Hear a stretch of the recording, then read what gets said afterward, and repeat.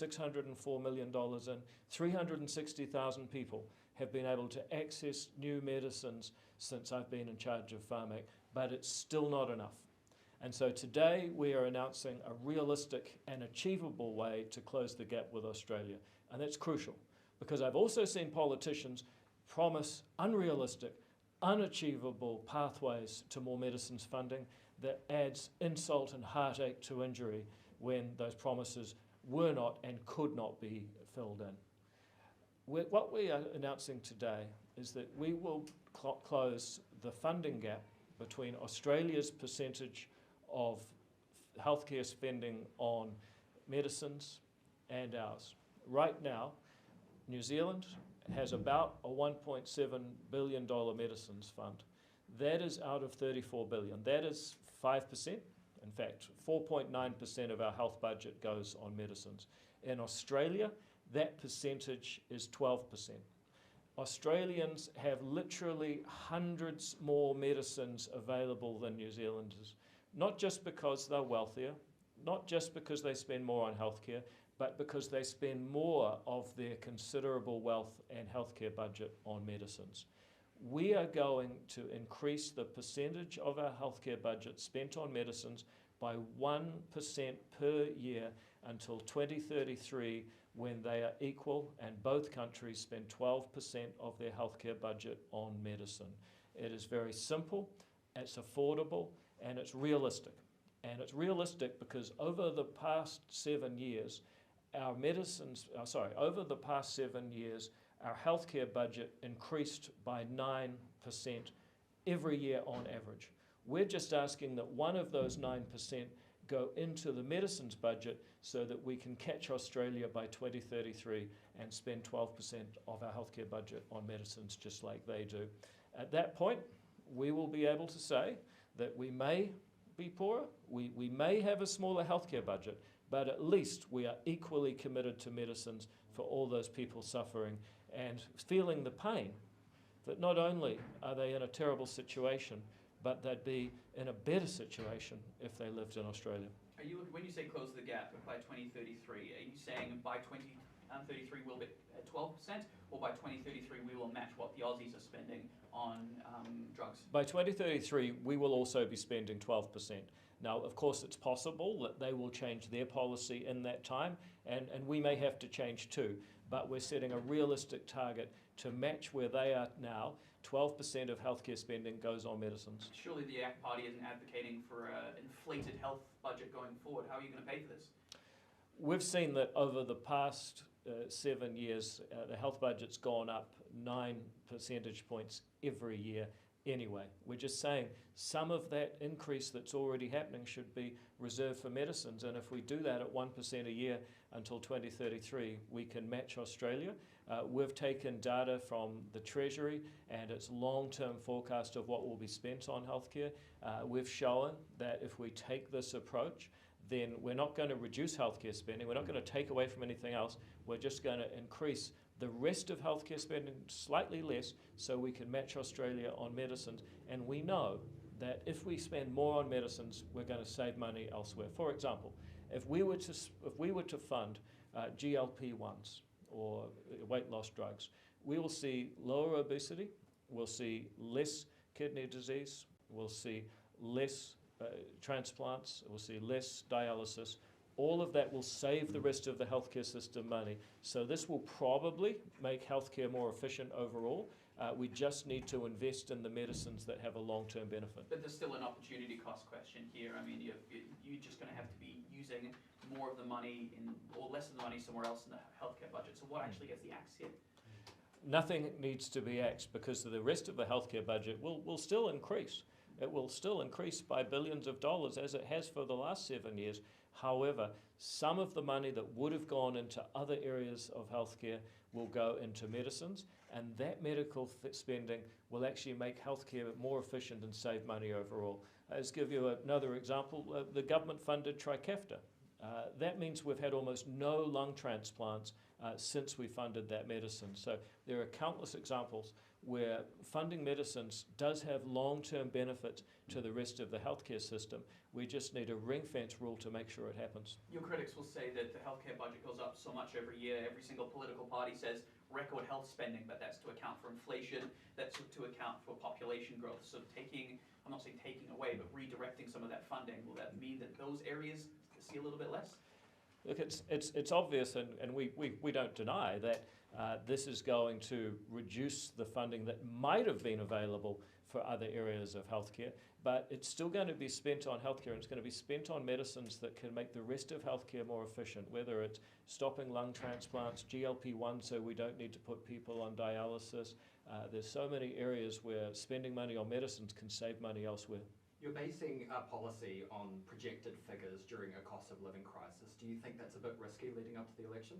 Well, I think it's fairly clear that around the world, healthcare budgets are going to keep increasing. We're just saying some of that money should go into medicines, right up to the point where we're equal with Australia. Bear in mind also, the OECD average for the developed countries, they actually spend 13.3% of their healthcare on medicines. We're only promising to go to 12, which is where Australia is. So I think this is achievable, it's realistic, and I can tell you, as someone who answers letters to people who are desperate and dying every year, every week, I know that if you're going to make a promise to people in this area, it has to be achievable, and I'm challenging other parties to get on board with this initiative, because let's be honest, there will probably be a change of government at some point between now and 2033, so I want all parties to come on board with this. I mean, we hope not, but you know. So what are the safeguards going to be in place to make sure that other frontline health services aren't being impacted by this policy? It's the simple fact that we're not demanding that the healthcare budget be cut. We're demanding that when the prioritisation is done, we stop punishing Pharmac for being the most ruthless on efficiency. Right now, Pharmac is ruthless about squeezing the pips out of every cent, and I'm so proud of what Pharmac's doing, particularly with the cultural change in recent years. But we are going to ensure that the rest of the healthcare system that gets given money, you know, $1.5 billion this year reserved straight off the bat. Pharmac got only 13.5 million, you know, less than 1% of that. We're going to say, look, actually, Pharmac should be getting a reasonable share. Pharmac famously is separate from politicians in terms of the decisions that they make on drugs. Have you talked to them, or have they had any sort of inkling that weight loss drugs, as you mentioned, is something that's on their radar? Well, there's been a lot of public commentary about weight loss drugs as an example of something that can save money in the long term. However, I have never sat down with Pharmac and said, I think you should fund this drug or that. That's not my role. I have defended the Pharmac model. When one of our coalition partners wanted to fund specific drugs off the Cancer Control Agency's list, it was me who said, no, we're not going to do that. Pharmac's independence is critical, and I'll tell you why. Because I had a woman in my electorate office probably about 7 years ago, and she had head and neck cancer. I didn't even realize there was a kind of cancer called head and neck at that time. And she said, I wish this cancer was in my breast, because then it would get more attention. And ever since that moment, I've realized that we have to have drug funding independent. Otherwise, the things that get the most public profile get the funding, not the things that are connected with the most suffering or the medicines that have the most potential to do good. So speaking on cancer drugs, we're lagging behind in that front. What's to say that the money is better spent on medicines rather than lowering the screening age, for example? So that's always a challenge for New Zealand. What should we be spending on? Is it screening or is it medicines? What we do know is that we have some of the best screening regimes in the world, but we're a complete outlier for the amount we spend on medicines. If you look at the gap between New Zealand and Australia, 4.9% plays 12.2%. That's a massive gap. They spend more than twice as much. I think we do quite well on screening, but the area where we're clearly a global outlier is on our medicine spend. And ACT is a big advocate for lowering government spending.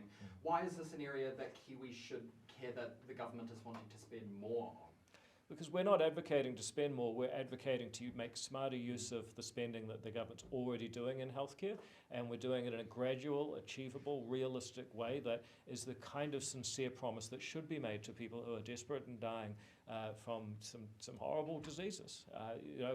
We're not advocating new taxes. We don't believe the government needs to spend more money. We do believe it needs to spend the money it has smarter. What do you reckon about the Net's parental leave policy that you announced today? You know, the timing feels a little political. They've opposed this policy for a long time, and then the Stuart Nash-Katie Niman thing happens, and they come out with this a few days later.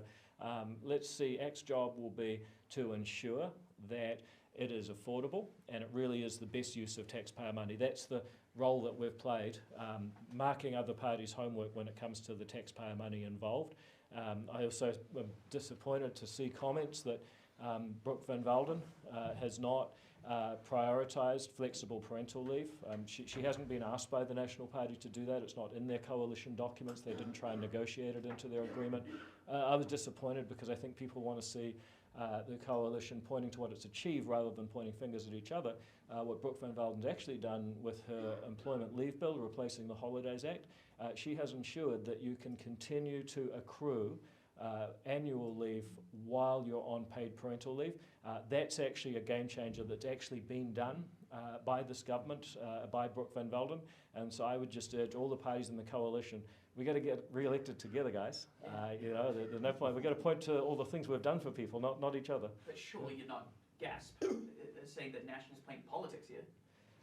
Look, I'm not going to be pointing the finger at other people. I'm just spitting facts here, Jason. The simple fact is that Brooke Van Velden has spent a huge amount of time, for example, introducing taxation on digital gambling because that's what the National Party asked her to do. They've not asked her to do paid parental leave flexibility, but she has nonetheless ensured that you can keep accumulating annual leave while you're on paid parental leave.